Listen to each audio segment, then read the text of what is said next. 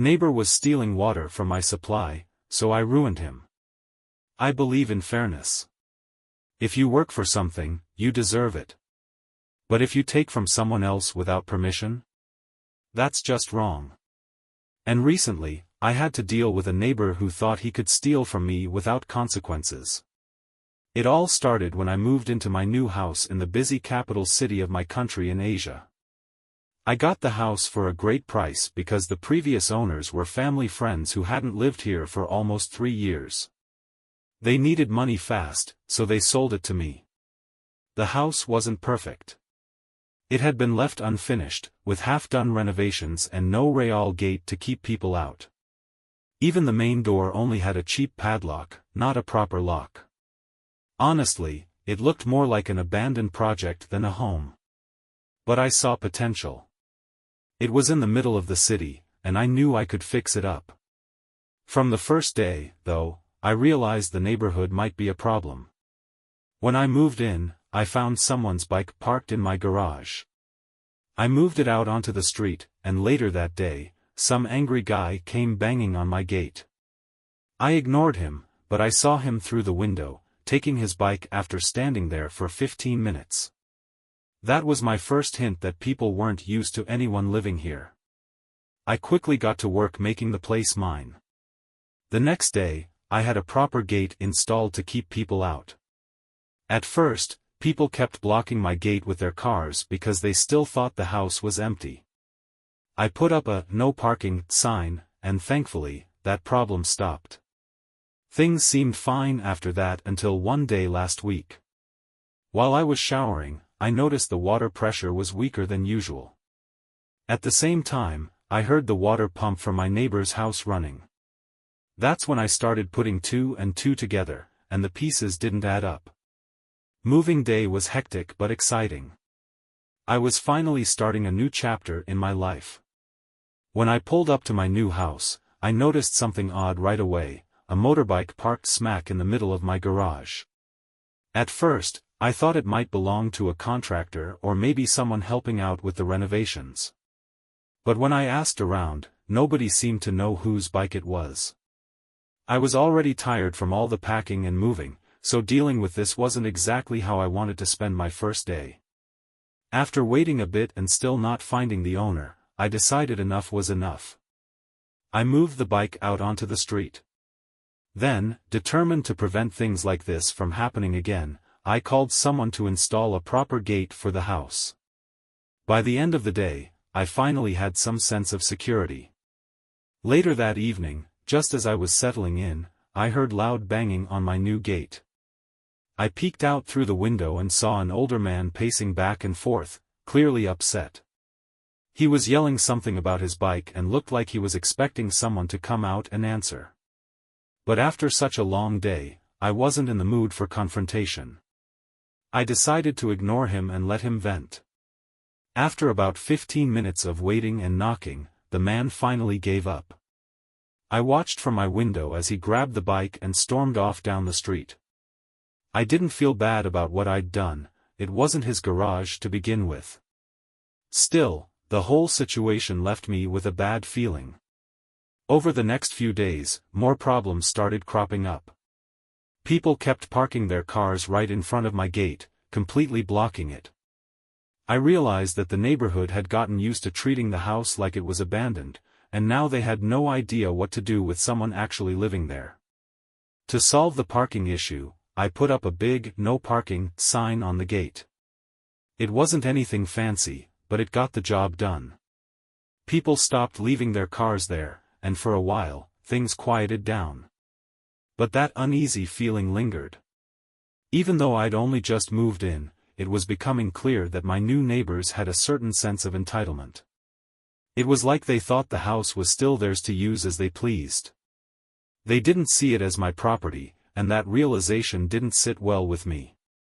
I hoped that once people got used to the idea of someone actually living in the house, things would improve. After all, I wasn't looking for trouble. I just wanted to settle in, mind my own business, and enjoy my new home. Little did I know, the real trouble hadn't even started yet. That first week in my new house was a mix of excitement and frustration.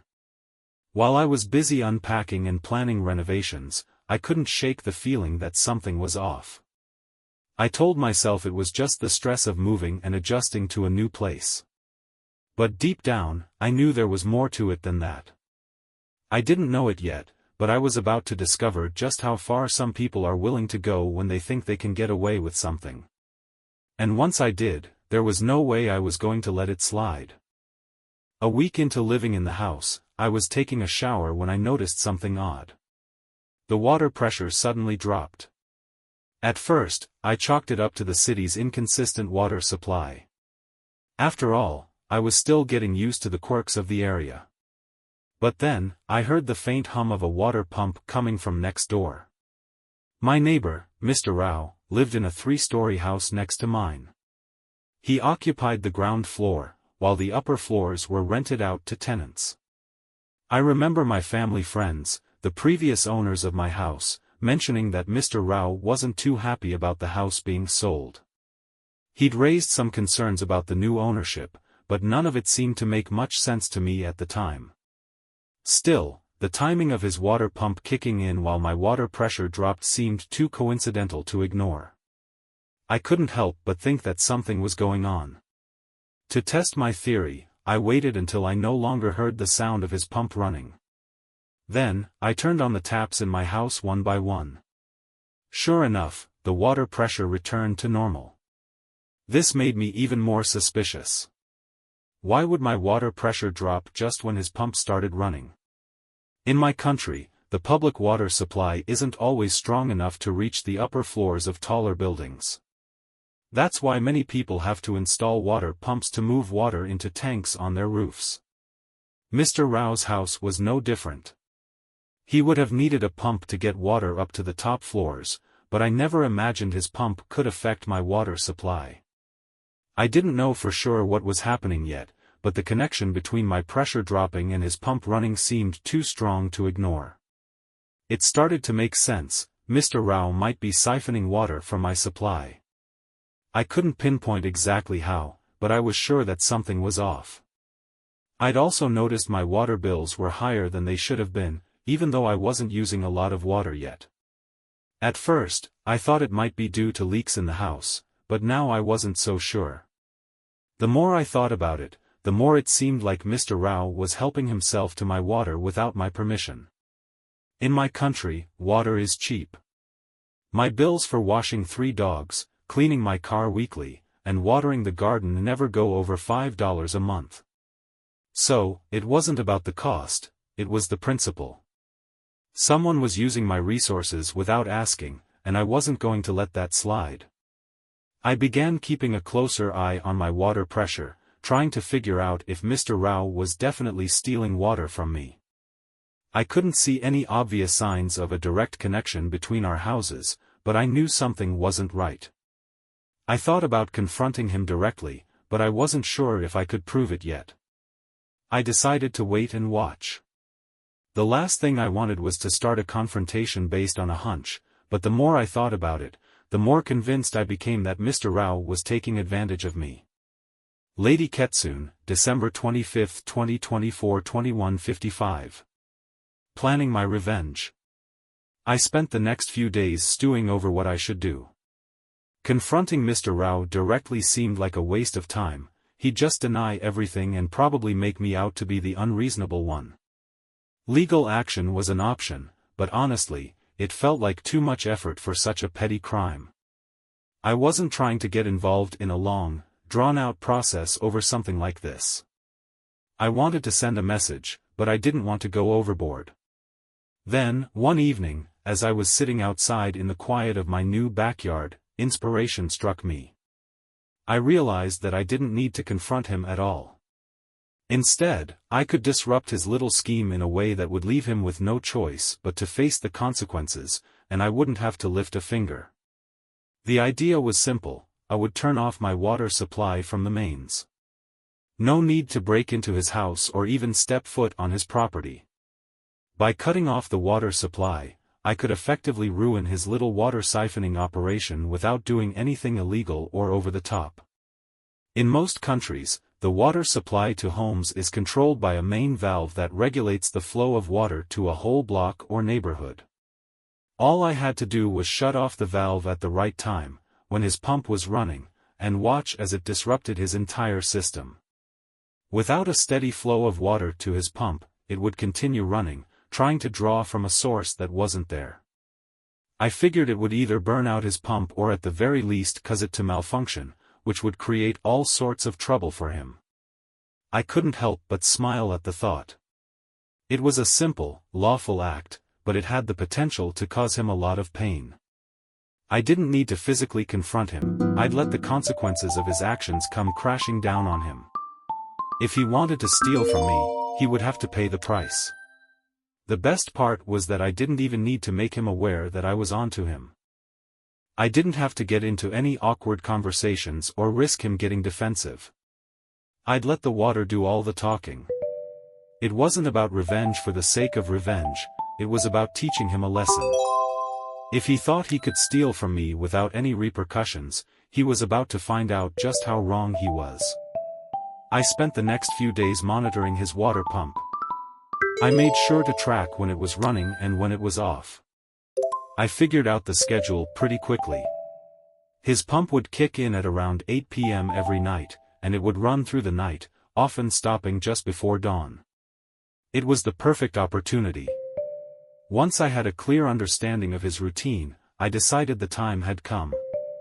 I planned to execute my plan on a Monday evening, when I knew he would be home, and his pump would likely be running full throttle. I had everything prepared, my water supply valve was easy to access, and I had already confirmed that I could turn it off without any hassle. The plan was simple: when his pump started running, would go outside, turn off my water from the main valve, and wait. His pump would continue running for a while, draining power and trying to draw from an empty system. The goal was to damage his pump, burn out his wiring, and cause a massive headache for him. I wasn't interested in causing permanent harm, but I did want him to realize that there were consequences for taking advantage of other people. It was about giving him a taste of his own medicine. He'd stolen from me for long enough, and now it was time for him to feel the impact. I'll admit, there was a certain satisfaction in the thought of him sitting in the dark and wondering what had gone wrong.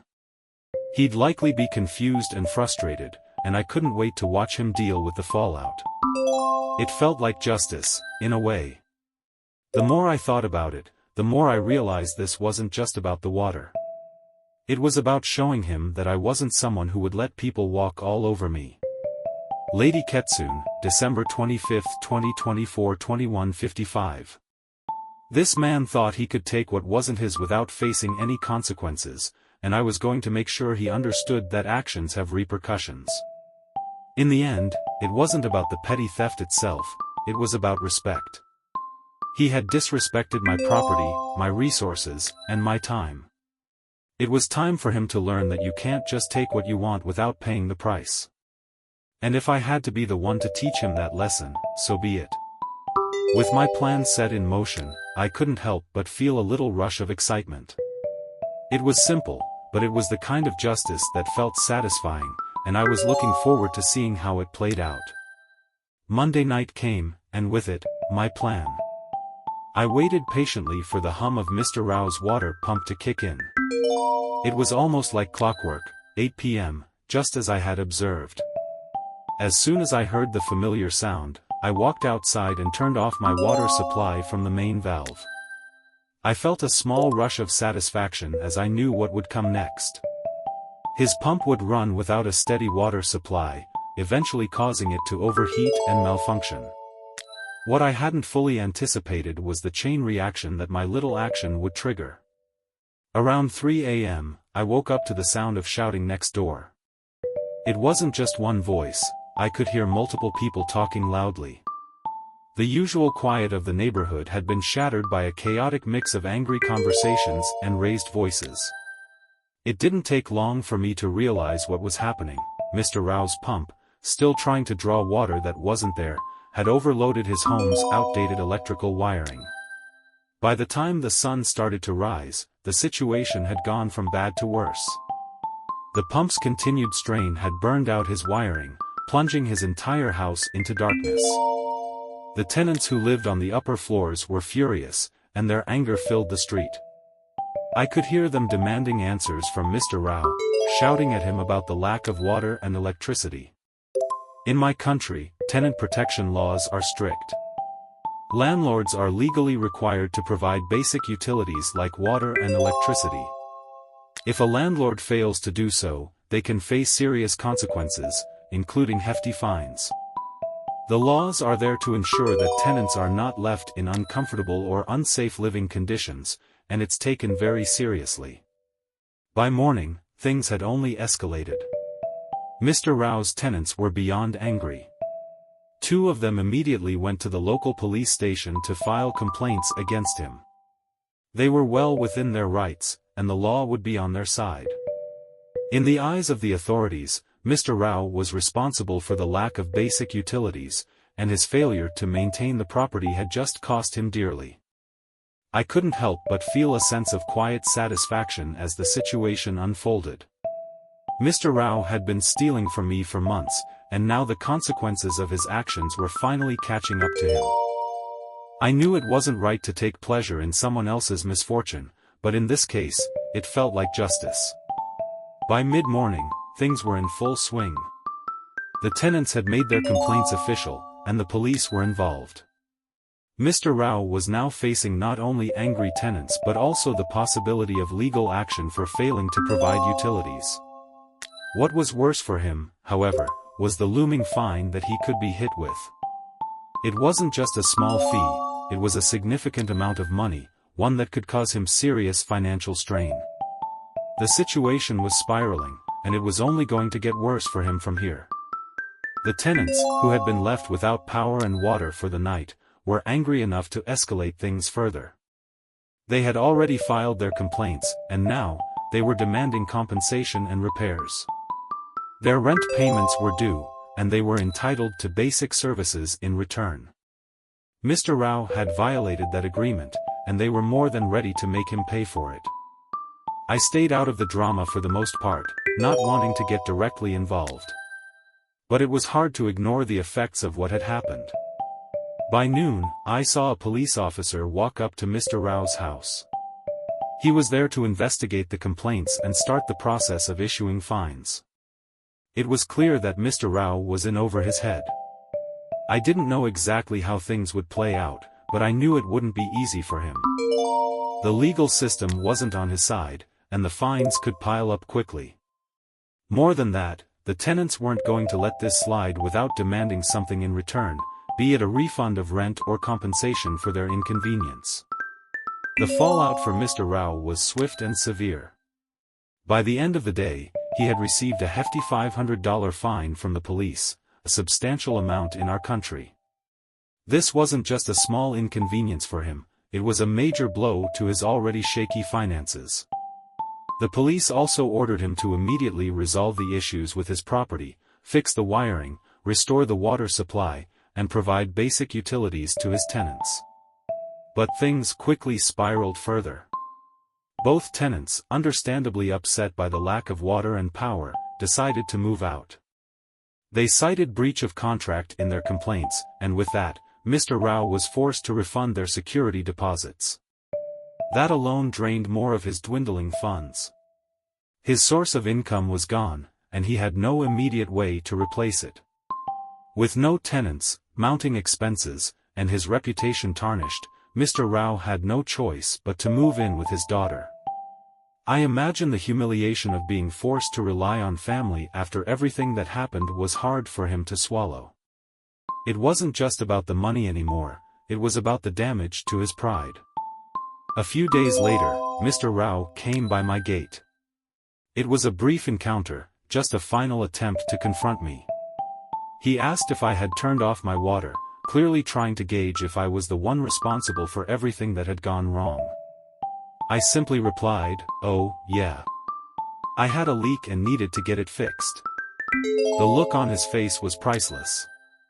He knew I was lying, but he had no way of proving it. He couldn't accuse me directly, and he certainly couldn't take any action against me. All he could do was nod, silently acknowledging the situation, and walk away. I could tell he was furious, but there was nothing he could do. In the end, I got exactly what I wanted. Mr. Rao learned the hard way that trying to steal from your neighbor doesn't pay. His actions came with consequences, and I didn't need to lift a finger to make him realize that. I've since hired a plumber to overhaul my entire water system and eliminate any potential points where someone might try to siphon water again. I wasn't going to take any chances, especially not with someone like Mr. Rao around. Looking back, I feel a sense of satisfaction, not just because I stopped the theft, but because I dismantled an entire network of entitlement and forced a toxic neighbor to face the consequences of his actions. It wasn't about the water or the money, it was about sending a message. Sometimes, justice isn't served in courtrooms but in the quiet flick of a tap. I've learned, it only takes a little patience and a clever plan to turn the tables. And in the end, I didn't just win, I made sure he knew exactly why he lost.